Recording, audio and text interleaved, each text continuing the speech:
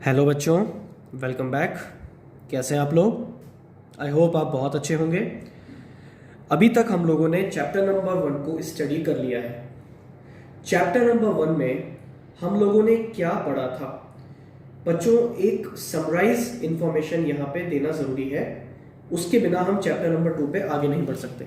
ठीक है, तो अगर मैं आप लोगों से पूछूं, आप लोगों ने चैप्टर नंबर 1 पढ़ लिया है, कि बताओ बच्चों चैप्टर नंबर 1 में क्या पढ़ा, तो आपका आंसर होगा कि सर चैप्टर नंबर 1 में हम लोगों ने ये स्टडी किया है कि 1947 में जब हम इंडिपेंडेंट हुए तब जो इकोनॉमी हमें दी गई वो इकोनॉमी किस हालत में थी। ठीक है, जो चीज़ हमें मिली वो कैसी थी। ठीक है, कोई सेकेंड हैंड चीज़ आपको मिलती है ना, कोई और यूज़ करके देता है ना, तो उसकी कंडीशन क्या होती है, सिर्फ वो डिस्क्राइब किया गया। अभी उसकी कंडीशन क्या है या उसमें क्या क्या आपने चेंजेस किए उसकी बात हमने नहीं की थी। हमने चैप्टर 1 में सिर्फ बात इसकी की थी कि जो इकोनॉमी हमें मिली वो इकोनॉमी किस हालत में थी, है ना। और अगर आपसे पूछा जाए कि बताओ बच्चों एक लाइन में आंसर दो कि इकोनॉमी किस हालत में थी, हमारी इकोनॉमी की क्या कंडीशन थी, तो बच्चों आपका आंसर होना चाहिए कि sir the Indian economy was backward and stagnant. कि इंडिया की इकोनॉमी उस टाइम कैसी थी? बैकवर्ड थी और स्टैग्नेंट थी। ठीक है, क्या हम ऐसा बोल सकते हैं? बिल्कुल। और ऐसा कैसे हम बोल सकते हैं? क्योंकि हमने पूरी इकोनॉमी को स्टडी किया उस टाइम, है ना। जो इकोनॉमी को रिप्रेजेंट करने वाले फैक्टर्स होते हैं उनको हमने डिटेल में स्टडी किया। एग्रीकल्चर को स्टडी किया, हमें पता लगा एग्रीकल्चर सेक्टर कितना ज़्यादा बैकवर्ड था। ठीक है, उसके बाद हमने इंडस्ट्रियलाइजेशन के बारे में पढ़ा कि इंडस्ट्रियलाइजेशन नहीं हुआ हमारे यहाँ पे, और जो बची कुची हमारी इंडस्ट्रीज थी उनको इतना डिमोटिवेट किया गया कि हमारे यहाँ पे डी इंडस्ट्रियलाइजेशन हुआ। ठीक है, आफ्टर दैट हमने फॉरेन ट्रेड के बारे में पढ़ा कि फॉरेन ट्रेड के लिए ब्रिटिशर्स ने बहुत ही ज़्यादा डिस्क्रिमिनेटरी ट्रेड पॉलिसीज़ को बनाया, है ना। बहुत ज़्यादा डिस्क्रिमिनेशन किया हमारे साथ, बहुत ज़्यादा एक्सप्लॉयटेशन किया। किस चीज़ को इम्पोर्ट करना है, किस चीज़ को एक्सपोर्ट करना है, किससे करना है ना, किन कंट्रीज़ को नहीं करना है, किन को करना है ना, रेस्ट्रिक्शंस लगाए। और उसके बाद हमने क्या पढ़ा था? उसके बाद हम लोगों ने इंफ्रास्ट्रक्चर पढ़ा। वो ज़रूर थोड़ा बहुत एक पॉजिटिव पॉइंट था, लेकिन वो भी इन लोगों ने अपने स्वार्थ के लिए ही किया। अल्टीमेटली जितना हो सकता था वो उन्होंने नहीं किया। ठीक है, तो कुल मिला के अगर चैप्टर 1 में कहा जाए कि इंडिया की इकोनॉमी कैसी थी, बहुत गंदी, बहुत बुरी कंडीशन में। जो सेकेंड हैंड चीज़ हमें मिली है ना वो बहुत ख़राब हालत में थी। बच्चों ये मान के चलो कि आपको एक सेकेंड हैंड कार मिल गई है जिसके टायर भी पंचर हैं, जिसके इंजन में भी ऑयल नहीं है, इंजन भी जाम पड़ा हुआ है, सारी कंडीशन उसकी खराब है। बात समझ में आ गई? अब आपको क्या करना है? अब ये कार आपने परचेज की होगी तो किसी ना किसी रीजन से की होगी ना। आपने जो इतनी लंबी इंडिपेंडेंस की लड़ाई लड़ी है वो क्यों लड़ी थी? ताकि हमारी कंट्री हमारे हाथों में आ जाए। अब जब आपकी कंट्री आपके हाथों में आ गई तो अब आप क्या करते हो वो सबसे ज्यादा इंपॉर्टेंट है। जो हमने चैप्टर 1 में पढ़ा वो हिस्ट्री थी कि उससे पहले क्या था। अब हम ये पढ़ रहे हैं कि उसके बाद हमने क्या किया।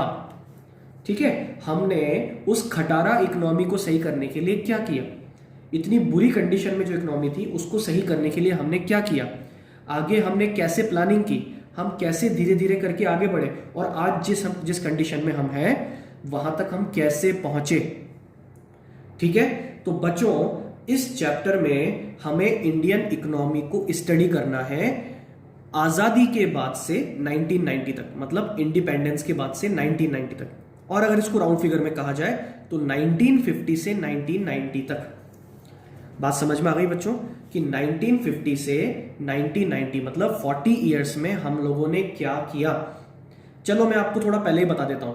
इसके बाद जो अगला चैप्टर हम पढ़ेंगे वो पढ़ेंगे बच्चों 1991 के आगे, है ना, कि 1991 से आपने कौन से इकोनॉमिक रिफॉर्म्स किए वो हम आगे पढ़ेंगे। अभी हम सिर्फ क्या पढ़ रहे हैं कि जब आप इंडिपेंडेंट हुए तब से लेके 1990 तक, मतलब अगले 40 सालों में आपने कौन कौन से कदम उठाए, है ना। वो जो सेकेंड हैंड इकोनॉमी हमें मिली थी जिसकी हालत बहुत खराब थी उसको सही करने के लिए आपने क्या क्या किया वो हमें इस चैप्टर में पढ़ना है। ठीक है बच्चों, बच्चों कंडीशन बुरी इसलिए और हो जाती है कि आप सोचो, एक तो इकोनॉमी खराब मिली हमें, एक तो इकोनॉमी आपको खराब मिली और साथ ही साथ उस टाइम पार्टीशन भी हुआ था। अगर आपको याद हो तो इंडिया का पार्टीशन भी हुआ था। तो वहाँ से भी कई सारे लोग इधर आए थे पाकिस्तान से, और यहाँ से भी कई सारे जो लोग थे वो पाकिस्तान गए थे, है ना। तो दोनों तरफ रेफ्यूजीज जो थे वो बहुत ज़्यादा मात्रा में थे, ठीक है। अब इन रेफ्यूजीज को रखना, ये सब होमलेस थे जो वहाँ से आए थे, उनको नए मकान देना, जॉब्स देना, इनको खाना खिलाना डेली, ये बहुत बड़ी परेशानी थी। हमें ये सब भी करना था और साथ में हमारी बेकार पड़ी, जाम पड़ी इकोनॉमी को भी हमें रनिंग पे लाना था। दोनों काम हमें एक साथ करने थे, इसीलिए हमारी कंडीशन और बुरी हो गई उस टाइम। लेकिन बच्चों, कहा जाता है कि जब ज़ीरो से स्टार्ट किया जाए वो ज़्यादा बेटर कंडीशन होती है। तो वहाँ हमने ज़ीरो से स्टार्ट किया और हमने अपना डेवलपमेंट किस तरह से किया वही हमें इस चैप्टर में पढ़ना है, ठीक है। हमने कौन कौन से कदम उठाए, ठीक है, हमने क्या किया। तो बच्चों, इस पूरे चैप्टर में जो आप पढ़ने वाले हो वो मैंने यहाँ पे फर्स्ट टॉपिक में 3 पॉइंट्स में लिख के दिया है, जिसको मैंने बोला है highlights of Indian economy 1950 to 1990, कि इन 40 सालों में जो भी हुआ उसकी हाईलाइट क्या थी। हाईलाइट का मतलब कि सबसे बड़े बड़े काम जो हुए वो क्या हुए, जो बड़े बड़े काम थे वो क्या थे, ठीक है। हाइलाइट्स क्या थी, मतलब इस पूरे चैप्टर को पढ़ने के बाद अगर मैं आप लोगों से पूछूंगा कि बताओ इस पूरे चैप्टर को पढ़ने के बाद आप क्या बोल सकते हो, कौन से 3 बड़े काम हुए थे, तो आप लोग यही बोलोगे कि इस ड्यूरेशन में जो सबसे बड़े काम थे वो यही थे। बात समझ में आ गई बच्चों, ठीक है। चलिए, तो इंडियन इकोनॉमी की हाइलाइट्स के बारे में हम पढ़ते हैं। बच्चों, फर्स्ट हाइलाइट क्या है? फर्स्ट हाइलाइट है government of India adopted the technique of progressive economic planning. बच्चों, ये तो एक कंफर्म बात है कि इतनी खराब इकोनॉमी है, इसको प्लानिंग करके ही आगे बढ़ाया जा सकता है। अभी हम आगे पढ़ेंगे इकोनॉमिक प्लानिंग क्या होती है, ठीक है। हम आगे पढ़ने वाले हैं कि इकोनॉमिक प्लानिंग क्या होती है।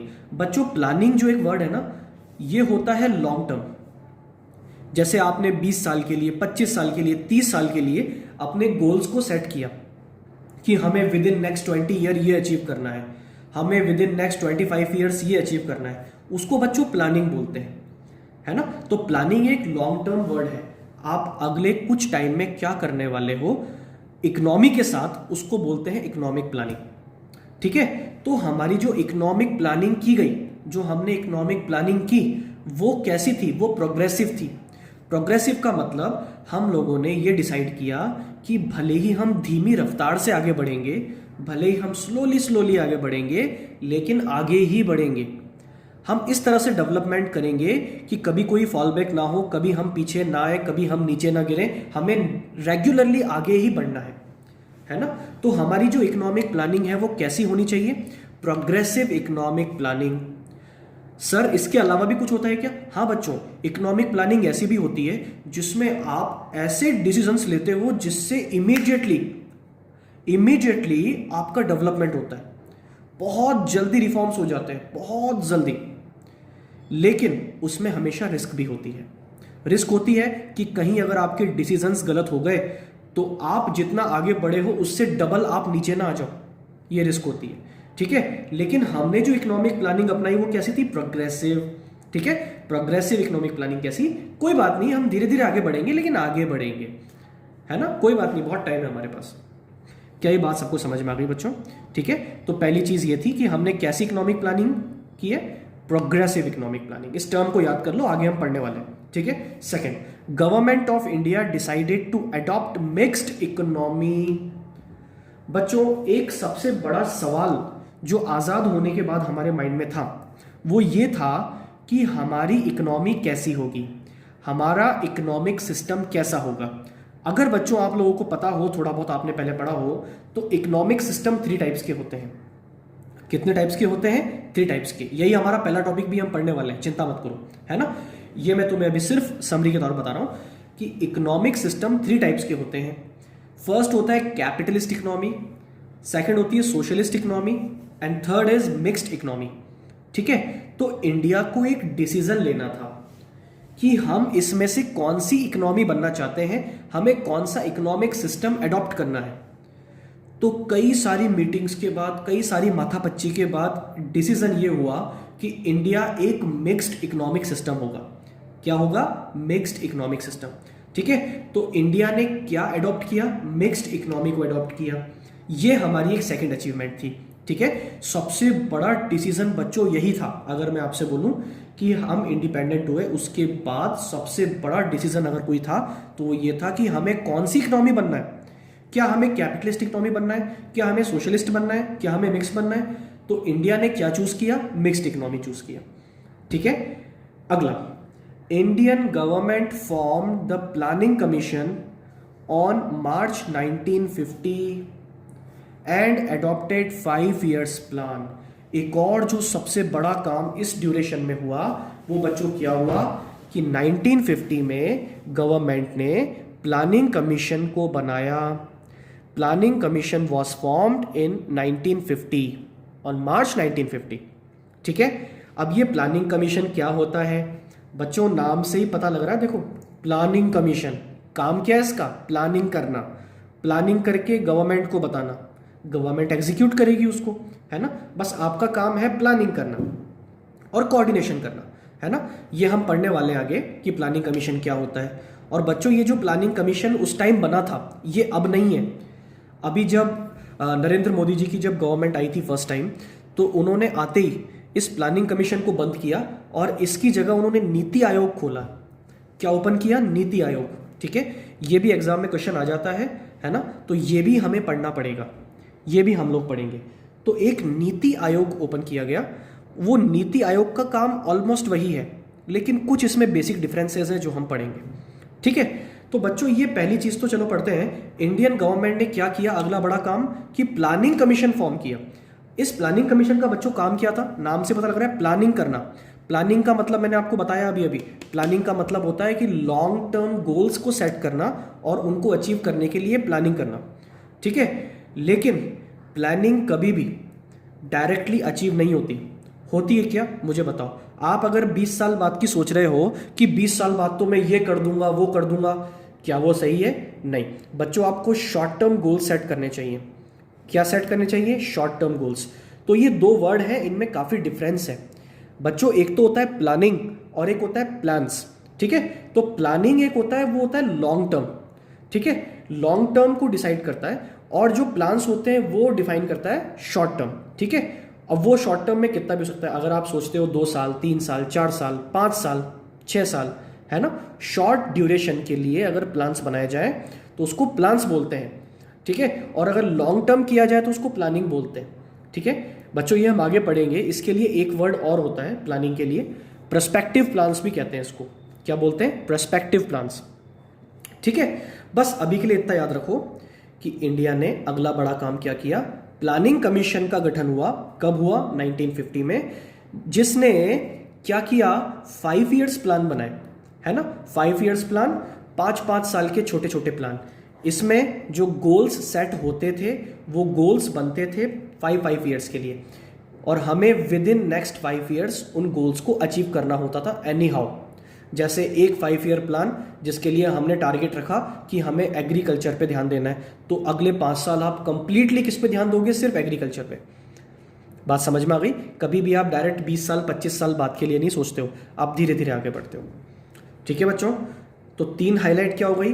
बोलो। First, progressive economic planning, India adopted the technique of progressive economic planning. Second, government of India decided to adopt mixed economy. ठीक है, third is Indian government formed planning commission on March 1950 and adopted 5 years plan. ठीक है, India ने क्या बनाया? Planning commission. कब? March 1950 को, जिसका काम यह था कि वो 5 years प्लान बनाता था और उनको एग्जीक्यूट करवाता था। ठीक है, चलिए बच्चों, ये तो हाईलाइट्स हो गई। अब ये चैप्टर अगर देखा जाए तो ये चैप्टर अब शुरू हो रहा है। इन रियल ये चैप्टर अब स्टार्ट हो रहा है। ठीक है, तो बच्चों इस चैप्टर का जो फर्स्ट टॉपिक है वो फर्स्ट टॉपिक है economic system adopted by independent India.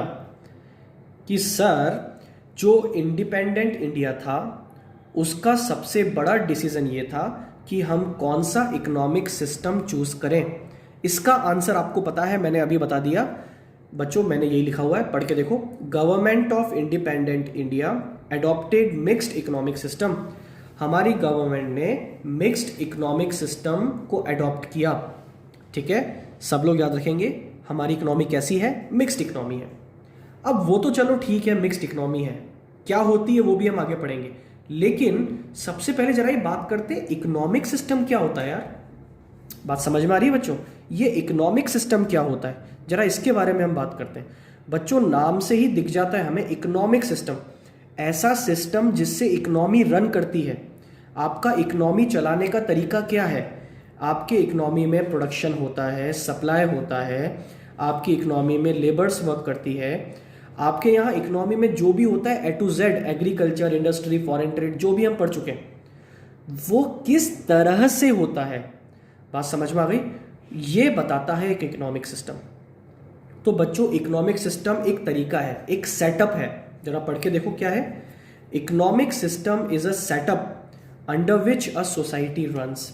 बच्चों ये एक सिस्टम है ना, जैसे आपके घर का एक सिस्टम होता है ना, आपका भी एक सिस्टम है। सिस्टम क्या है कि हमारा रोज का सिस्टम है कि हम घर पे ये काम करते हैं, अभी लॉकडाउन में हम ये कर रहे हैं, हम सुबह उठते हैं, है ना। हमारा घर किस तरह से चलता है, डेली हमारे यहाँ पे सुबह सुबह फिर पूजा होती है ना, हम योगा करते हैं, मेडिटेशन करते हैं, उसके बाद हम नहाते हैं, उसके बाद हम खाना खाते हैं, फिर हम थोड़ी देर सोते हैं, फिर हम स्टडी करते हैं, क्लासेस लेते हैं। ये एक सिस्टम है, आपकी ज़िंदगी चलने का ये सिस्टम है।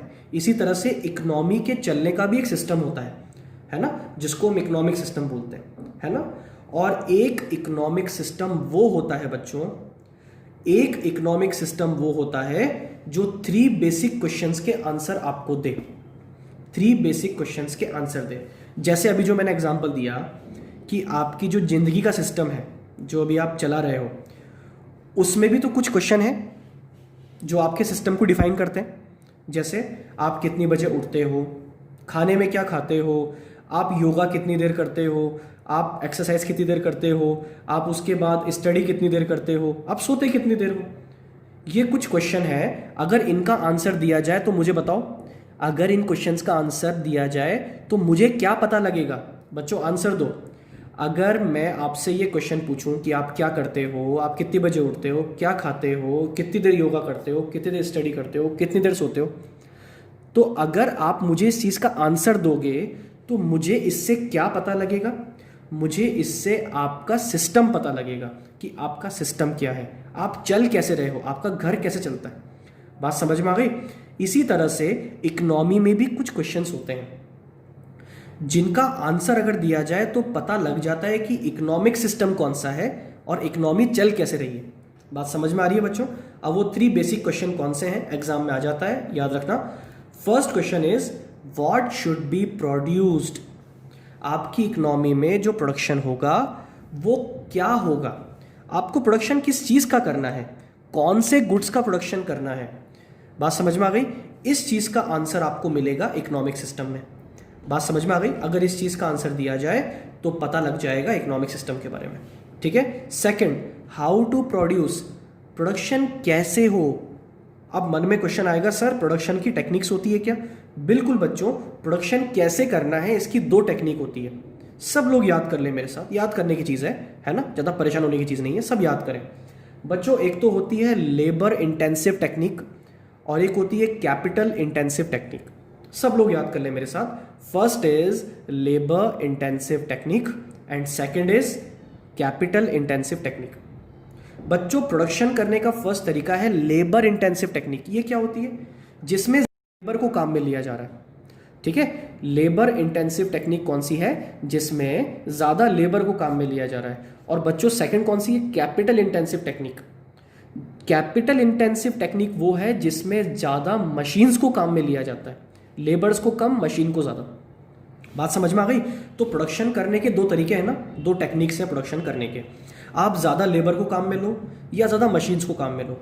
बच्चों दोनों के अपने अपने फ़ायदे हैं और अपने अपने नुकसान हैं। बात समझ में आ रही है? दोनों के ही अपने अपने फ़ायदे और नुकसान हैं। ठीक है। अब आप किस तरीके से काम करते हो उससे पता लगेगा इकोनॉमिक सिस्टम के बारे में। बात समझ में आ गई कि आप लेबर इंटेंसिव टेक्निक से प्रोडक्शन करते हो या फिर आप कैपिटल इंटेंसिव टेक्निक से प्रोडक्शन करते हो। सबको बात क्लियर है बच्चों? ठीक है, आगे बढ़ते हैं। For whom to produce, production किसके लिए? प्रोडक्शन आप किसके लिए कर रहे हो? प्रोडक्शन आप गवर्नमेंट के लिए कर रहे हो या फिर आप प्रोडक्शन लोगों के लिए कर रहे हो? अब ये बात तो थोड़ी पल्ले नहीं पड़ी सर, आपने क्या बोल दी अभी, गवर्नमेंट के लिए लोगों के लिए। बच्चों देखो, एक सप्लाई चेन होती है, आपने सुना होगा, एक सप्लाई चेन होती है। सप्लाई चेन क्या होती है? सप्लाई चेन जनरली जो हम जानते हैं वो ये होती है कि सबसे पहले मैन्युफैक्चरर होता है ना। मैन्युफैक्चरर क्या करता है? किसी चीज़ को मैन्युफैक्चर करता है, प्रोडक्शन करता है। आफ्टर दैट होलसेलर होता है, होलसेलर के बाद रिटेलर होता है, फिर रिटेलर से चीज़ वो जाती है कस्टमर तक। यही होता है ना। ये सप्लाई चेन के बारे में आप जानते हैं। यहाँ पे किसी और का कोई इन्वॉल्वमेंट नहीं है, मैन्युफैक्चरर है और पब्लिक है, ठीक है। तो मतलब प्रोडक्शन यहाँ पे डायरेक्ट पब्लिक को होता है, जो सप्लाई होता है वो किसको होता है? डायरेक्ट पब्लिक को होता है। लेकिन दूसरा तरीका एक सप्लाई चेन का ये है कि आप प्रोडक्शन करके पूरा का पूरा अपना प्रोडक्ट किसको दे दो? गवर्नमेंट को दे दो, फिर गवर्नमेंट अपने हिसाब से उसको पब्लिक को दे। क्या ये बात समझ में आ रही है मैं जो कह रहा हूँ? ठीक है बच्चों, जो आपकी सप्लाई चेन है वो कैसी है? सप्लाई चेन आपकी क्या गवर्नमेंट वाली है या फिर डायरेक्ट लोगों तक पहुंचाने वाली है? जैसे हमारे यहाँ कौन सी है? हमारे यहाँ डायरेक्ट लोगों तक पहुंचाने वाली है, ठीक है। हम गवर्नमेंट को नहीं देते, है ना। और देते भी हैं तो कभी कभी होता है जब कीमतें वगैरह बहुत कम हो जाती है तो फिर गवर्नमेंट परचेज कर लेती है ना। जैसे प्याज वगैरह बहुत ज़्यादा कभी कभी क्या हो जाते हैं, प्याज बहुत सस्ते हो जाते हैं तो फिर गवर्नमेंट क्या करती है, एक अच्छी कीमतों पे, अच्छी प्राइसेस पे किसानों से प्याज ले लेती है। होता है ना ऐसा, ठीक है। लेकिन जनरली दो ही तरह की सप्लाई चेन्स होती है। फर्स्ट कौन सी है? लोगों के लिए, डायरेक्ट लोगों तक पहुंचाने वाली, और एक गवर्नमेंट वाली। अब गवर्नमेंट कैसे पहुंचाएगी लोगों तक वो अलग चीज़ है, लेकिन हमारा काम क्या है? हम प्रोडक्शन करेंगे, गवर्नमेंट को दे देंगे। तो बच्चों ये प्रोडक्शन आप किसके लिए कर रहे हो? आप गवर्नमेंट के लिए कर रहे हो या फिर आप लोगों के लिए कर रहे हो? इस चीज का भी आंसर अगर मिल जाए तो हमें पता लगता है इकोनॉमिक सिस्टम के बारे में। बात समझ में आ गई? तो आपकी इकोनॉमी कैसी है? अगर मान लो मेरे सामने एक इंसान खड़ा है जो इकोनॉमी है, मैं उससे पूछना चाहता हूं कि बताओ आप कैसे हो, तो मैं उनसे कौन से क्वेश्चन पूछूंगा? मैं उनसे ये पूछूंगा कि बताओ कि आपके अंदर क्या प्रोडक्शन होता है, बताओ आपके यहाँ पे कैसे प्रोडक्शन होता है, बताओ आपके यहाँ प्रोडक्शन किसके लिए होता है। और जो उसके आंसर मुझे मिलेंगे उससे मैं ये डिसाइड करूंगा कि इकोनॉमिक सिस्टम कौन सा है। बात समझ में आ रही है बच्चों? ठीक है, चलिए तो अब हम आगे बढ़ते हैं। Types of economic system. Economic system तीन तरह के होते हैं बच्चों। कितने तरह के होते हैं? तीन तरह के, ठीक है। सब लोग याद कर ले। First is capitalist economy, second is socialist economy and third is mixed economy. हमारी जो कंट्री है उसमें कौन सा इकोनॉमिक सिस्टम चलता है? मिक्स्ड इकोनॉमिक सिस्टम चलता है। सब बच्चे समझ पा रहे हैं मेरी बात को? ठीक है, तो बच्चों तीन तरह के इकोनॉमिक सिस्टम है, कैपिटलिस्ट, सोशलिस्ट एंड मिक्स्ड। ठीक है, इसको हम अब डिटेल में पढ़ने वाले हैं। ठीक है, और बच्चों हर तरह की इकोनॉमी में, in every type of economy, आपको इन तीनों का आंसर अलग मिलेगा। क्या ये बात समझ में आ रही है? अरे तभी तो अलग अलग इकोनॉमी है। तीन अलग अलग इंसान हैं, उन तीनों का जिंदगी जीने का तरीका अलग अलग है। उनसे आप जो क्वेश्चंस पूछोगे उसके सेम आंसर थोड़ी ना मिलेंगे, सबके आंसर अलग अलग मिलेंगे, तभी तो वो अलग अलग इंसान है। बात समझ में आ गई? इसी तरह से ये तीन तरह की इकोनॉमी है। मैं इस इकोनॉमी को जब हम पढ़ेंगे तब इस इकोनॉमी में तीनों क्वेश्चंस को पूछूंगा और इसका आंसर ढूंढने की कोशिश करूंगा, तो मुझे पता लगेगा कि कैपिटलिस्ट इकोनॉमी में क्या होता है। सोशलिस्ट इकोनॉमी में भी हम इन तीनों क्वेश्चंस के आंसर ढूंढेंगे और मिक्स्ड इकोनॉमी में भी हम तीनों क्वेश्चन के आंसर ढूंढेंगे। बात समझ में आ गई? तो बच्चों तीन क्वेश्चन कौन से हैं सब लोगों को याद होना चाहिए। प्रोडक्शन में क्या करना है, मतलब क्या प्रोडक्शन करना है, कैसे करना है, किसके लिए करना है। बात समझ में आ रही है? ठीक है, अब हम आगे जब पढ़ेंगे तो आगे हम पढ़ेंगे types of economic system. Economic system तीन तरह के होते हैं, capitalist, socialist and mixed economy. ठीक है बच्चों, तो बच्चों अब हम तीनों इकोनॉमिक सिस्टम की डिटेल में स्टडी करने वाले हैं, कैपिटलिस्ट, सोशलिस्ट एंड मिक्स्ड। ठीक है, इनके बारे में हम डिटेल में स्टडी करें उससे पहले एक चीज हमें पढ़ना बहुत जरूरी है कि ये जो 3 क्वेश्चंस हमने पूछे थे, जिनके आंसर से हमें ये पता लगता है कि इकोनॉमिक सिस्टम कौन सा है, तो जरा इन तीनों इकोनॉमी में मैं आपको इनका आंसर पहले दे देता हूं। ठीक है, ताकि आपको इन तीनों के बीच का एक बेसिक डिफरेंस पता लग जाए, है ना, कि इनमें अलग क्या है। ठीक है बच्चों, उसके बाद हम डिटेल में स्टडी कर पाएंगे और वो आपको इजी भी लगेगा। लेकिन अभी पहला काम हमें ये करना है कि इन तीनों क्वेश्चंस के आंसर हमें ढूंढने हैं तीनों तरह की इकोनॉमी में। चलो, ये बहुत इंटरेस्टिंग होने वाला है। फर्स्ट, कैपिटलिस्ट इकोनॉमी में क्या आंसर होंगे इनके। बच्चों, कैपिटलिस्ट इकोनॉमी में first question, what should be produced, इसका आंसर क्या होगा। बच्चों, इसका आंसर होगा व्हाट एवर यू वांट। आपका जो मन है वो प्रोडक्शन करो, आपके ऊपर कोई रेस्ट्रिक्शन नहीं है, कोई पाबंदी नहीं है। आप जिस गुड्स का प्रोडक्शन करना चाहते हो उस गुड्स का प्रोडक्शन करो। बात समझ में आ गई। प्रोडक्शन आपका जो मन है वो करो। बात समझ में आ गई। What should be produced, whatever you want in capitalist economy. Second question, how to produce, production कैसे करें। प्रोडक्शन कैसे करें, लेबर इंटेंसिव टेक्निक से करें या फिर कैपिटल इंटेंसिव टेक्निक से करें। इसका भी आंसर बच्चों बिल्कुल फर्स्ट वाले की तरह सेम है, व्हाट टेक्निक यू वांट। जो भी टेक्निक आपको अच्छी लगे उससे करो। और सबसे इंपॉर्टेंट चीज पता है क्या इसमें, जो आपके लिए बेनिफिशियल हो। आप उस टेक्निक से करो जो आपके लिए बेनिफिशियल हो। आप पता लगा लो, अगर आपको ज़्यादा अच्छी लग रही है लेबर इंटेंसिव टेक्निक, ज़्यादा लेबर से वर्क कराना आपको ठीक लग रहा है, आपके लिए बेनिफिशियल है, तो आप वो करवाओ। और अगर आपको ज़्यादा मशीन वर्क करवाना ठीक लग रहा है, आपकी कॉस्ट कम होती है, तो आप वो करवाओ। जिसमें आपका फायदा हो, जिसमें आपका प्रॉफिट हो, वो काम आपको यहाँ पे करना चाहिए। बात समझ में आ गई। तो दोनों के आंसर मिल गए। What should be produced, production किस चीज़ का, किसी का भी। हाउ टू प्रोड्यूस, प्रोडक्शन किस टेक्निक से करें, किसी भी टेक्निक से करो, बस हमारा फायदा होना चाहिए। फॉर हुम टू प्रोड्यूस, प्रोडक्शन किसके लिए करें, गवर्नमेंट के लिए करें या डायरेक्ट लोगों के लिए करें। वो सप्लाई चेन समझाई थी ना मैंने। तो प्रोडक्शन किसके लिए करें बच्चों, यहाँ पे प्रोडक्शन आपको करना है लोगों के लिए। तो यहाँ पे सप्लाई चेन कौन सी वाली है, जो हम जानते हैं। बात समझ में आ गई। ठीक है, गवर्नमेंट का यहाँ पे रोल नहीं है। इन तीनों क्वेश्चंस को हमें पढ़ने के बाद क्या पता लगा कि जो इकोनॉमी रन यहाँ पे होती है, कैपिटलिस्ट इकोनॉमी सिस्टम में जो इकोनॉमी रन होती है, वो इकोनॉमी रन करने में गवर्नमेंट का कोई बहुत बड़ा रोल नहीं है। यहाँ पे पूरा रोल किसका है, प्राइवेट सेक्टर का है। किसका रोल है, प्राइवेट सेक्टर का। क्या मेरी इस बात को सब लोग याद रखेंगे। मैं अभी बेसिक चीज समझा रहा हूं सबको। कैपिटलिस्ट इकोनॉमी में जो आपका मन है वो करो। इकोनॉमिक एक्टिविटी कौन सी करनी है, जो आपका मन है करो। प्रोडक्शन कैसे करना है, जो आपका मन है करो। प्रोडक्शन किस टेक्निक से करना है, जो आपका मन है करो। बात समझ में आ गई। और प्रोडक्शन आपको सप्लाई कैसे करना है, उसके लिए आपको लोगों के लिए करना है। बात समझ में आ गई। क्या आंसर मिल गए कैपिटलिस्ट इकोनॉमी के लिए। ठीक है बच्चों, सोशलिस्ट इकोनॉमी।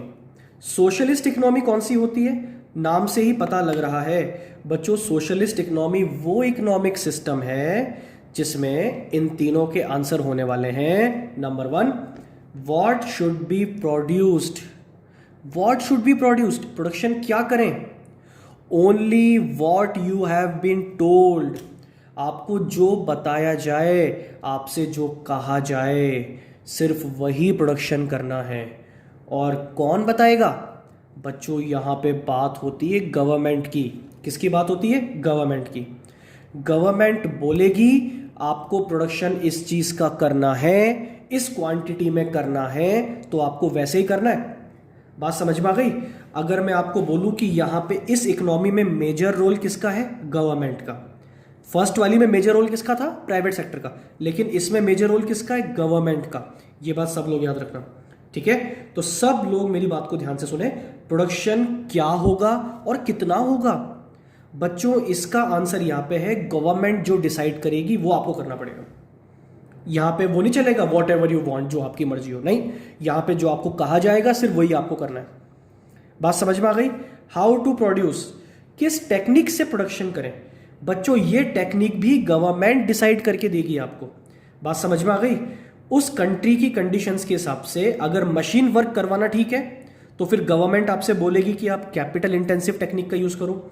और अगर गवर्नमेंट को ये चाहिए कि ज़्यादा हमारे यहाँ पे एम्प्लॉयमेंट अपॉर्चुनिटीज़ होनी चाहिए, तो गवर्नमेंट आपसे बोलेगी कि आप लेबर इंटेंसिव टेक्निक का यूज़ करो। बात समझ में आ गई। तो प्रोडक्शन क्या होगा ये भी गवर्नमेंट आपको बताएगी, किस टेक्निक से होगा ये भी गवर्नमेंट आपको बताएगी। और फॉर हुम टू प्रोड्यूस, प्रोडक्शन किसके लिए करें बच्चों यहाँ पे जो सप्लाई चेन है वो गवर्नमेंट वाली होगी। क्या ये बात सबको समझ में आ रही है? यहाँ पे सप्लाई चेन कौन सी होगी? गवर्नमेंट वाली। मतलब प्रोडक्शन करने के बाद आप पूरा का पूरा वो जो आप गुड्स है वो किसको दे दोगे? गवर्नमेंट को दे दोगे। फिर सप्लाई गवर्नमेंट करेगी।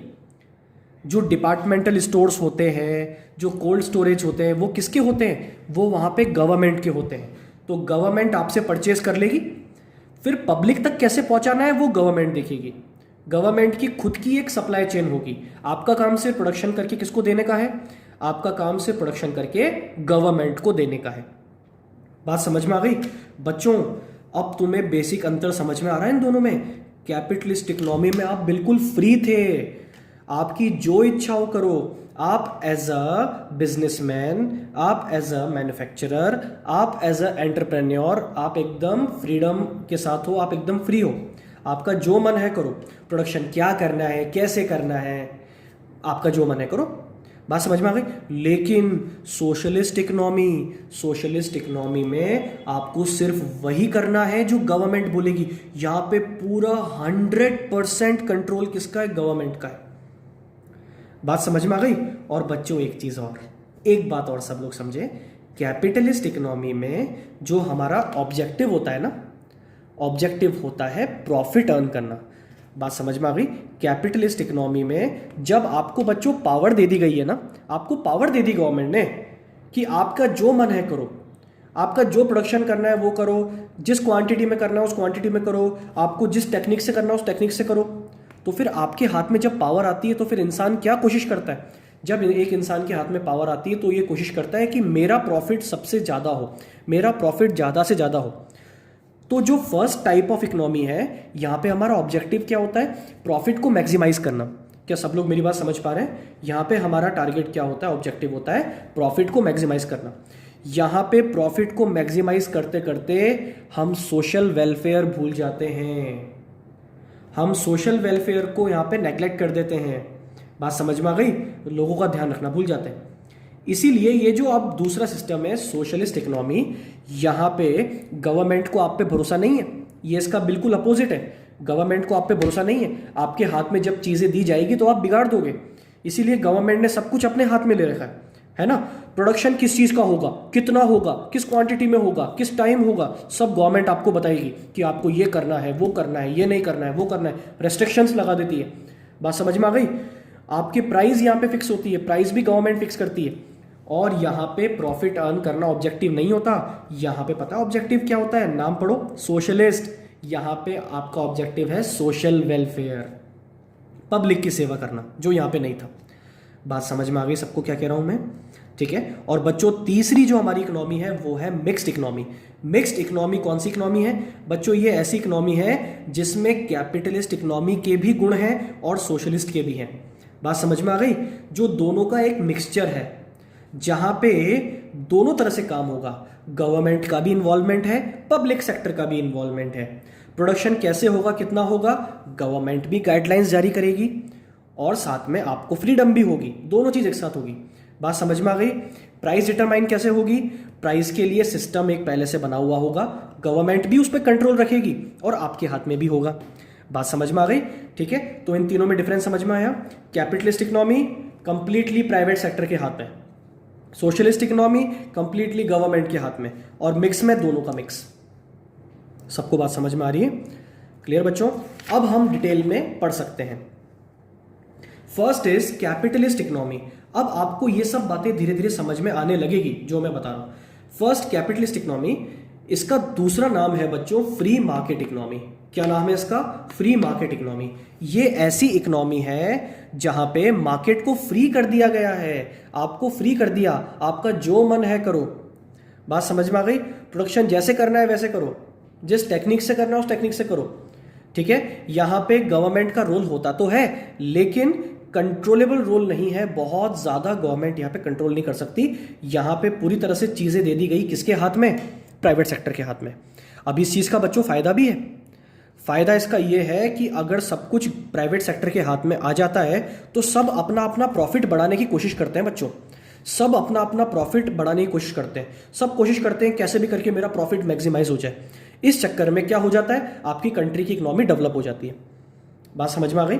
ठीक है, चलिए अब हम इसको थोड़ा डिटेल में पढ़ते हैं और इसके की फीचर्स के बारे में हम पढ़ते हैं। बच्चों, कैपिटलिस्ट इकोनॉमी में जो फर्स्ट फीचर है वो है private ownership of factors of production. इस इकोनॉमी की खास बात ये है कि जो फैक्टर्स ऑफ प्रोडक्शन है उनकी ऑनरशिप कैसी है बच्चों? प्राइवेट है। अब ये हमको समझ में आना चाहिए कि सर पहली बात तो ये फैक्टर्स ऑफ प्रोडक्शन क्या होते हैं? बच्चों सब लोग याद कर लें, क्योंकि आपको यही पढ़ना है, अभी सोशलिस्ट में भी यही पढ़ना है ना? ये पैरेलल पॉइंट्स लिखे हैं मैंने ताकि तुम्हें समझ में आ जाए, है ना? फैक्टर्स ऑफ प्रोडक्शन क्या होते हैं? 4 होते हैं, सब लोग याद कर लें। There are 4 factors of production. First is land, labour, capital and entrepreneurship. क्या सब बच्चे रिपीट कर रहे हैं मेरे साथ? सब रिपीट करें, land, labour, capital and entrepreneurship. बात समझ में आ गई? इन चारों पे कंट्रोल किसका? इन चारों पे कंट्रोल यहां पे कैपिटलिस्ट इकोनॉमी में किसका है? प्राइवेट सेक्टर का है। मतलब इंडिविजुअली आप लोगों का है। जो बिजनेस करना चाहते हैं, जो फैक्ट्रीज ओपन करना चाहते हैं, वो कुछ भी कर सकते हैं। उनका कंट्रोल है इन चारों चीजों पे। बात समझ में आ गई? लेकिन जब सोशलिस्ट हम पढ़ेंगे ना, तो वहां पे ऑनरशिप क्या होती है? इनकी पब्लिक होती है, वहां गवर्नमेंट की होती है। खैर इस पे हम बाद में आएंगे, है ना? अभी मुझे बताओ कि फैक्टर्स की ऑनरशिप यहां पे किसकी है? प्राइवेट है। कैसे?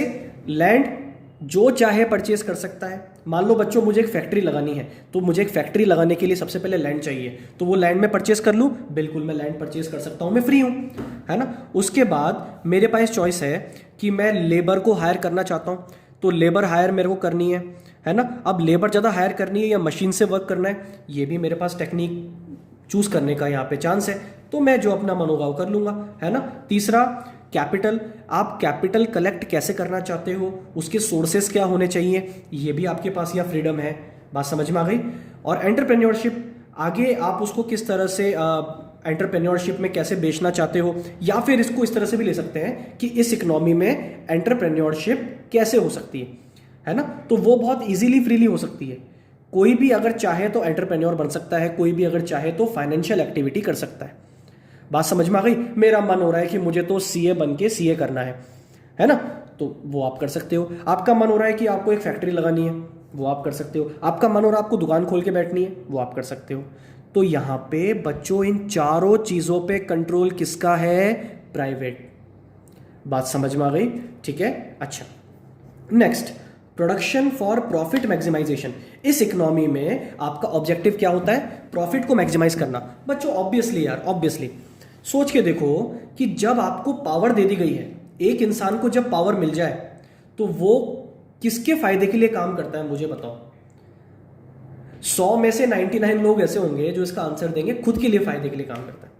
यही होता है ना, जब एक इंसान को पावर मिलती है तो वो खुद के फायदे के लिए काम करता है। अब मुझे बताओ, आपको फैक्ट्री ओपन करनी है, आपने फैक्ट्री लगा ली, सब कर लिया, तो ऐसा तो नहीं है कि आप समाज सेवा करने के लिए फैक्ट्री ओपन की आपने, नहीं, आपने पैसा कमाने के लिए फैक्ट्री ओपन की है, आप प्रॉफिट अर्न करोगे।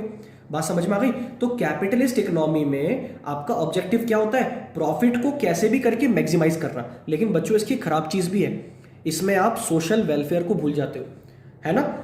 इसमें आप अपने सोसाइटी का एक्सप्लॉयटेशन भी कर बैठते हो कभी कभी। ये बात भी हमें पता होनी चाहिए, ठीक है? तो बच्चों यहां पे ऑब्जेक्टिव क्या है? Profit maximisation. Third, consumer sovereignty. Consumer sovereignty क्या होती है? यहां पे कंज्यूमर जो है, कस्टमर जो है, मार्केट का राजा है, कस्टमर की चलती है, क्योंकि ऑब्जेक्टिव बोलो क्या है? अभी अभी पढ़ा हमने, प्रॉफिट मैक्सिमाइज करना। अरे भैया प्रॉफिट कब होता है? जब कस्टमर्स खुश होंगे आपसे, जब वो आपके प्रोडक्ट को खरीदेंगे। बात समझ में आ गई? तो capitalist economy is a consumer based economy. ऐसा कहा जाए तो गलत नहीं है। बात समझ में आ गई? आप पूरी तरह से कस्टमर या कंज्यूमर के द्वारा कंट्रोल्ड हो। बात समझ में आ गई? सोवरेनिटी का मतलब क्या होता है? सोवरेनिटी का मतलब होता है जब आपके पास किसी को कंट्रोल करने की पावर होती है ना? तो कंज्यूमर के पास यहां पे मार्केट को कंट्रोल करने की पावर होती है। कंज्यूमर जो चाहे वो कर सकता है। किसी चीज की डिमांड कम हो जाती है तो उसकी प्राइस, पढ़ा होगा 11th क्लास में आपने, है ना? डिमांड और सप्लाई के रूल्स यहां पे पूरी तरह से लागू होते हैं, ठीक है? कंज्यूमर सोवरेनिटी यहां पे होती है, ठीक है? Next, production decisions as per price mechanism. ये आ गया बच्चों एक और काम का पॉइंट जो आपके 11th क्लास से रिलेटेड है। कैपिटलिस्ट इकोनॉमी में प्रोडक्शन डिसीजन, बच्चों ये प्रोडक्शन डिसीजंस क्या होते हैं? प्रोडक्शन डिसीजंस का मतलब है प्रोडक्शन क्या करें, प्रोडक्शन कितना करें, है ना। अगर मैं एक फैक्ट्री का ऑनर हूं और मान लो मेरी एक चॉकलेट फैक्ट्री है, तो मुझे पता है डिसीजन क्या करना है, मुझे डिसीजन ये लेना है कि प्रोडक्शन कितना करूं, है ना। या फिर मैं अगर फैक्ट्री लगा ही रहा हूं तो मेरा डिसीजन क्या होगा कि मैं प्रोडक्शन किस चीज़ का करूं और कितना करूं। बात समझ में आ गई? तो ये प्रोडक्शन डिसीजन आप क्या अपने मन से ले लेते हो क्या? नहीं, कैपिटलिस्ट इकोनॉमी में यहां पे प्राइस मैकेनिज्म काम करता है। क्या काम करता है? प्राइस मैकेनिज्म, या फिर इसको कहा जाए, इसको कह सकते हो मार्केट फोर्सेस। क्या बोल सकते हो बच्चों? Market forces. यहां पे मार्केट फोर्सेस काम करती है ना। और मार्केट फोर्सेस क्या होती है? डिमांड सप्लाई की ताकत, कि आप जो प्रोडक्शन करोगे वो किस चीज को ध्यान में रखते हुए करोगे? डिमांड एंड सप्लाई को ध्यान रखते हुए करोगे। बात समझ में आ गई? जिस चीज की ज्यादा डिमांड होगी उसका प्रोडक्शन करोगे ना, जिस चीज की डिमांड कम होगी उसका प्रोडक्शन ऑब्वियसली कम होगा। ठीक है, तो बच्चों यहां पे प्रोडक्शन डिसीजंस लिए जाते हैं प्राइस मैकेनिज्म को देखते हुए, मार्केट कंडीशंस को देखते हुए। बात समझ में आ गई? ठीक है, next, existence of competition. Obviously point number 2 and point number 4 are linked. ठीक है, जब आप प्रॉफिट मैक्सिमाइजेशन करना चाहते हो तो आप क्या कर सकते हो? कंपटीशन तो आप बोल ही सकते हो कि हाई होगा ही। यहां पे कंपटीशन तो यहां पे ऑब्वियसली बहुत ज्यादा होगा, क्योंकि प्रॉफिट अर्न करना चाहते हैं सभी लोग। ठीक है, next, unequal distribution of income and wealth. बच्चों ये एक बहुत काम का पॉइंट है। इस इकोनॉमी में गरीब गरीब होता जाता है, अमीर अमीर होता जाता है। ऐसा क्यों है? अनइक्वल डिस्ट्रीब्यूशन क्यों है? ये गरीब और अमीर के बीच की इतनी खाई इतनी बड़ी क्यों है? बच्चों इसका आंसर है कि ऐसा इसलिए है क्योंकि जिसके पास पैसा है वो तो अपनी फैक्ट्रीज लगा लेगा, जिसके पास जो साधन है, जिसके पास मीन्स है प्रोडक्शन के, जिसके पास अच्छा फाइनेंशियल कंडीशन जिसकी है, वो क्या कर सकता है? इजीली ग्रो कर सकता है। लेकिन जिसके पास पैसा नहीं है वो तो इस इकोनॉमी का फायदा नहीं ले सकता ना। बच्चों इस इकोनॉमी का फायदा क्या है मुझे बताओ? इसका फायदा ये है ना कि आप जो चाहो कर सकते हो, इकोनॉमिक एक्टिविटीज करने के लिए आप फ्री हो, इकोनॉमिक एक्टिविटीज करने के लिए आप यहां बिल्कुल फ्री हो। लेकिन वो तब करोगे ना जब पैसा होगा आपकी जेब में। अब जिसके पास पैसा नहीं है वो नहीं कर पाएगा, तो वो और गरीब हो जाएगा, है ना। और जिसके पास पैसा है, जो फाइनेंशियली स्ट्रांग है, वो और स्ट्रांग होता चला जाएगा। तो यहां पे unequal distribution of income and wealth होता है। सब बच्चों को बात क्लियर है? बच्चों जल्दी से 6 के 6 पॉइंट याद करें। फर्स्ट पॉइंट था फैक्टर्स ऑफ प्रोडक्शन की ऑनरशिप के बारे में, जो यहां पे होती है प्राइवेट। सेकंड था ऑब्जेक्टिव। ऑब्जेक्टिव क्या है? Profit maximisation. थर्ड क्या है? Consumer sovereignty. फोर्थ क्या है? प्रोडक्शन डिसीजंस कैसे लिए जाते हैं यहाँ पे? प्राइस मैकेनिज्म से। फिफ्थ क्या है? कंपटीशन होता है क्या? कंपटीशन यहाँ होता है। Unequal distribution of income and wealth, यहाँ पे गरीब गरीब और अमीर अमीर होता जाता है, तो गरीब और अमीर के बीच की जो खाई है वो बढ़ती ही जाती है। बात समझ में आ गई? बच्चों इस तरह की जो इकोनॉमी है इसका एग्जाम्पल क्या है? USA, Britain, kingdom. बात समझ में आ गई? इस तरह की इकोनॉमी 3 तरह के जो देश हैं वहां पे ये चलती है। अगर आपको इसका एग्जाम्पल देखना है तो आप देख सकते हो यूएसए। यूएसए में कौन सी इकोनॉमी है? Capitalist economy. ब्रिटेन में भी है और यूके में भी है। सब लोगों को बात क्लियर है? अब आपको बहुत इजीली समझ में आ जाएगी सोशलिस्ट इकोनॉमी, क्योंकि आपने ये समझ लिया। बिल्कुल उल्टा कर दो बच्चों इसका, एकदम रिवर्स। सोशलिस्ट इकोनॉमी को कमांड इकोनॉमी भी कहा जाता है। क्या कहा जाता है? Command economy. कमांड इकोनॉमी का मतलब यह है कि यहां पे आपको वो करना होगा जो आपको कमांड मिलेगा, आपसे जो कहा जाएगा सिर्फ वही करना है। और कौन कहेगा? गवर्नमेंट जो बोलेगी वो करना है। बात समझ में आ गई? तो बच्चों यहां पे सब कुछ किसके हाथ में है? गवर्नमेंट के हाथ में।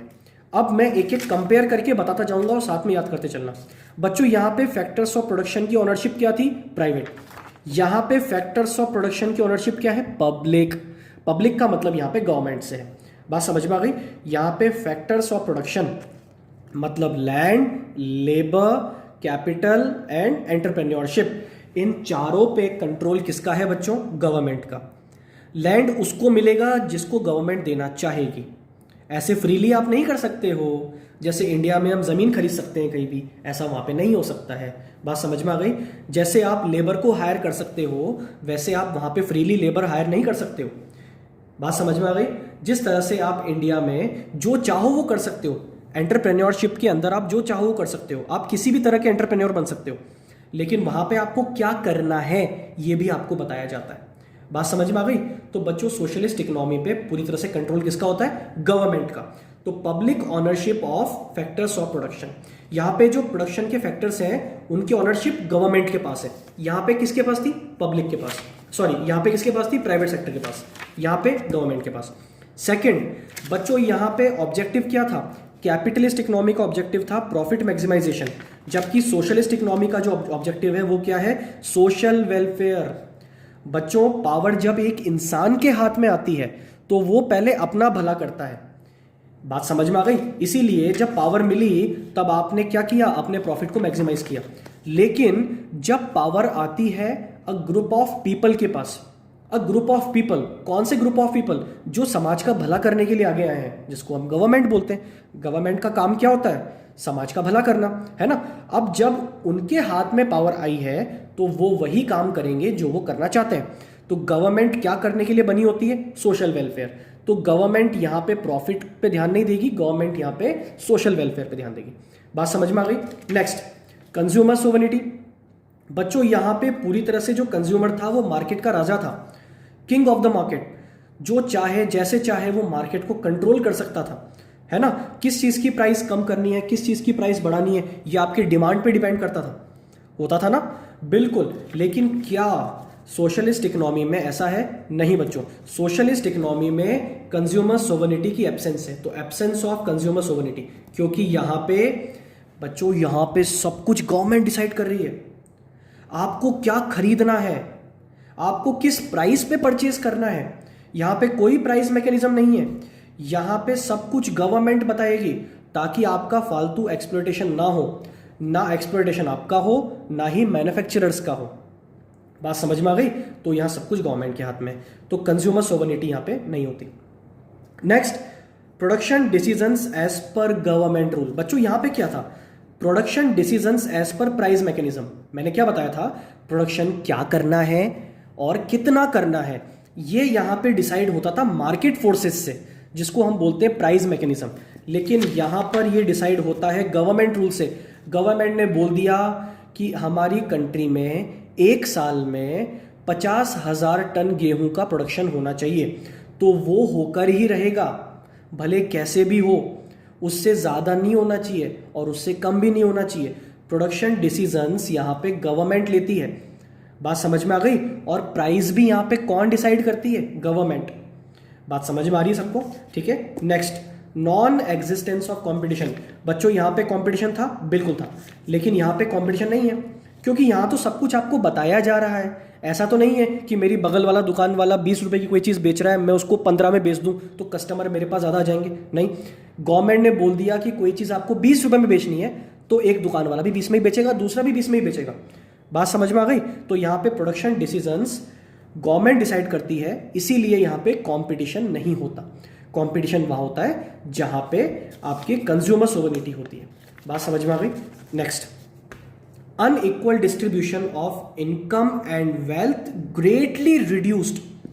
बच्चों, वो जो एक सबसे बड़ी खराबी थी ना कैपिटलिस्ट इकोनॉमी की, कि गरीब गरीब होता जा रहा है, अमीर अमीर होता जा रहा है, यहाँ पे ऐसा नहीं है। यहाँ पे सब कुछ किसके हाथ में है? गवर्नमेंट के हाथ में। फैक्ट्रीज में किसको काम करना चाहिए, एम्प्लॉयमेंट अपॉर्चुनिटीज देना, वो भी गवर्नमेंट के हाथ में है।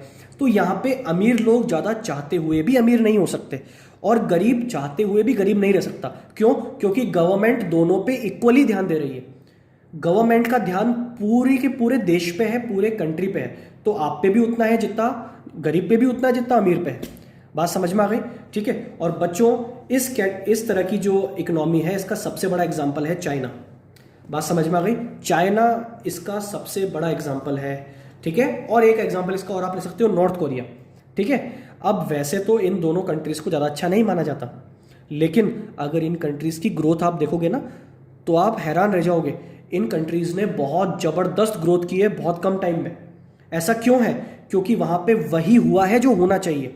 गवर्नमेंट ने सब कुछ अपने हाथों में लिया और सिर्फ वही किया जो करना चाहिए था। फालतू की हम कंपटीशन में नहीं लगे। लेकिन इसके भी अपने नुकसान है ना, इसके भी अपने नुकसान है, दोनों के अपने फायदे नुकसान है। बच्चों, क्या ये दोनों सबको समझ में आ गई?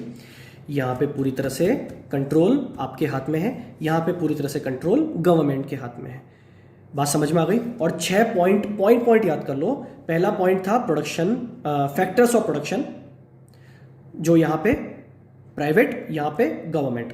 दूसरा ऑब्जेक्टिव प्रॉफिट मैक्सिमाइजेशन, यहाँ पे ऑब्जेक्टिव सोशल वेलफेयर। यहाँ पे कंज्यूमर सोवरेनिटी है, बिल्कुल है। यहाँ पे है क्या? नहीं है। यहाँ पे प्रोडक्शन डिसीजन कैसे होते हैं? प्राइस मैकेनिज्म से। यहाँ पे कैसे होते हैं? गवर्नमेंट रूल से। यहाँ पे कंपटीशन है, हाँ बिल्कुल है। यहाँ पे नहीं है। यहाँ पे unequal distribution of income and wealth होता है, बहुत खराब चीज है। यहाँ पे है क्या? यहाँ पे नहीं है। बात समझ में आ गई? इसका एग्जाम्पल क्या है? USA, Britain, UK. इसका एग्जाम्पल क्या है? चाइना एंड नॉर्थ कोरिया, अगर आप चाहो तो। बात समझ में आ गई बच्चों? थर्ड हम आते हैं बच्चों मिक्स्ड इकोनॉमी पे। ये है last type of economic system, और हमारे इंडिया में यही इकोनॉमिक सिस्टम अपनाया जा रहा है। ठीक है बच्चों, मिक्स्ड इकोनॉमी क्या होती है? सब लोग ध्यान से सुने।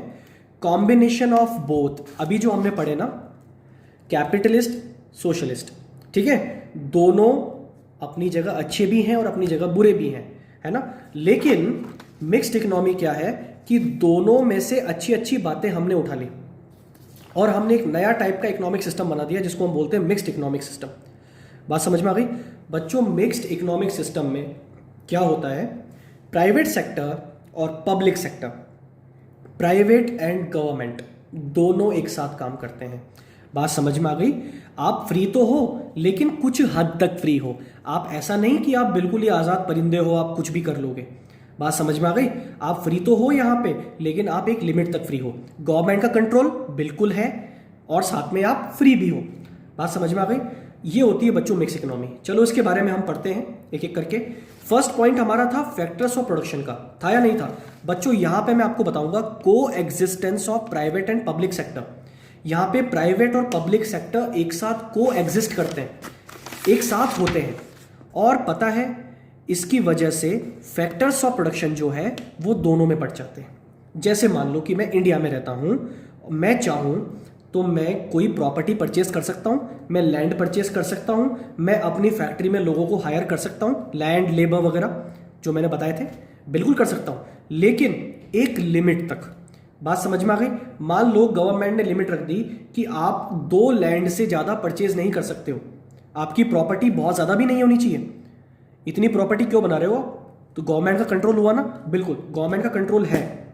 आप यहां पे अनाप शनाप कुछ भी नहीं कर सकते हो, लेकिन साथ ही साथ आपको फ्रीडम भी तो है। मैं लैंड परचेज कर सकता हूं क्या? हाँ बिल्कुल कर सकता हूं यार, लेकिन गवर्नमेंट के कंट्रोल तक। बात समझ में आ गई? लेबर को मैं हायर कर सकता हूं, बिल्कुल कर सकता हूं, लेकिन गवर्नमेंट ने बोल दिया अरे जैसी लेबर तुमको हायर करनी है, तुमको जो टेक्निक यूज करनी है वो टेक्निक यूज करो, जो लेबर तुमको हायर करनी है हायर करो, लेकिन साथ में उनका एक्सप्लॉयटेशन ना हो, इसके लिए गवर्नमेंट रूल बनाती है। गवर्नमेंट पीएफ का ध्यान रखती है, प्रोविडेंट फंड वगैरह, है ना, ताकि रिटायरमेंट के बाद भी उन लोगों को इजीली पैसा मिलता रहे।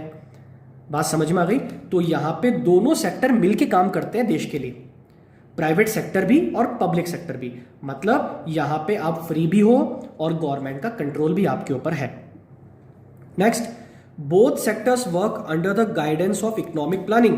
एक कंट्री की जो इकोनॉमिक प्लानिंग होती है बच्चों, अभी हम पढ़ेंगे आगे, एक कंट्री की जो इकोनॉमिक प्लानिंग होती है, जैसे हमारी इकोनॉमिक प्लानिंग सेट हो रखी है मान लीजिए 20 साल के लिए, और हमने 20 साल का एक लॉन्ग टर्म ऑब्जेक्टिव सेट किया हुआ है, तो पता है ये दोनों सेक्टर मिलके उस ऑब्जेक्टिव को पूरा करने के लिए ही काम करेंगे। बात समझ में आ गई? मतलब यहां पे प्राइवेट सेक्टर का काम क्या है? अपना पेट भरना, वो तो है ही सही, साथ ही साथ देश की सेवा करना भी है, जो यहां पे नहीं था। यहां पे आपका ऑब्जेक्टिव पूरी तरह से क्या था? Profit maximisation.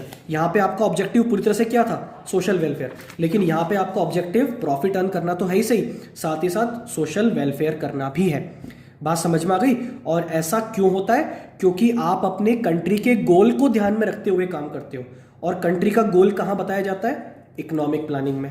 बात समझ में आ गई? तो both sector work under the guidance of economic planning. Consumer sovereignty बिल्कुल यहां भी होती है, कंज्यूमर सोवरेनिटी यहां पे होती है, जैसे बाकी जगह होती है यहां भी होती है। इंडिया में हमारे कस्टमर्स जो चाहे वो कर सकते हैं, बिल्कुल।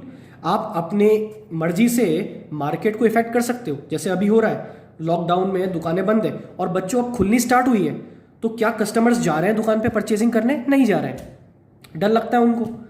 तो देखो दुकानें खुली है ना, लेकिन क्या चाहते हुए भी वो चला पा रहे हैं दुकानों को अच्छे से? नहीं चला पा रहे। तो कंज्यूमर सोवरेनिटी हुई या नहीं हुई? बिल्कुल हुई।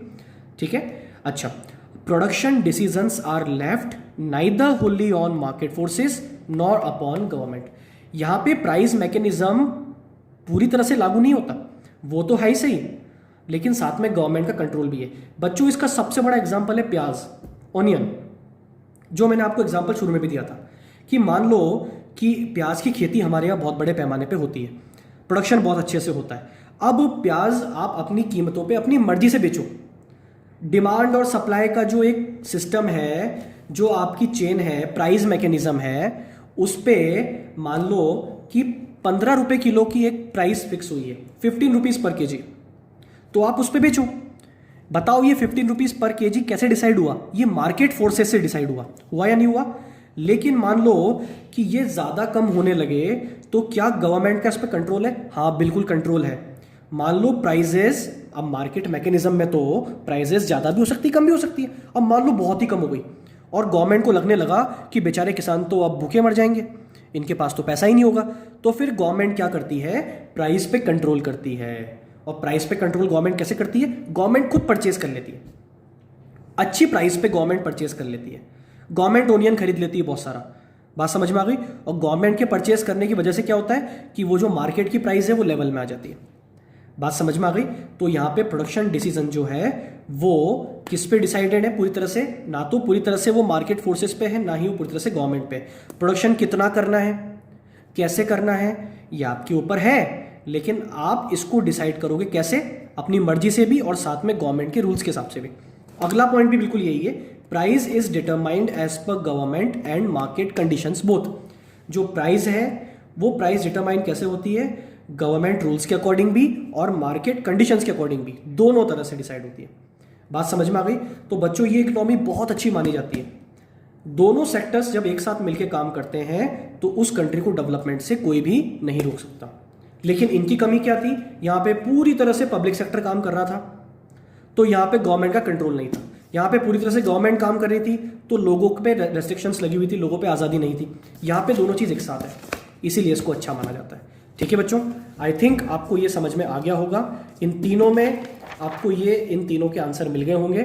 ठीक है, आई होप कि आप इसको अच्छे से लर्न करें, और अगर कोई प्रॉब्लम हो तो मुझसे पर्सनली पूछ लें।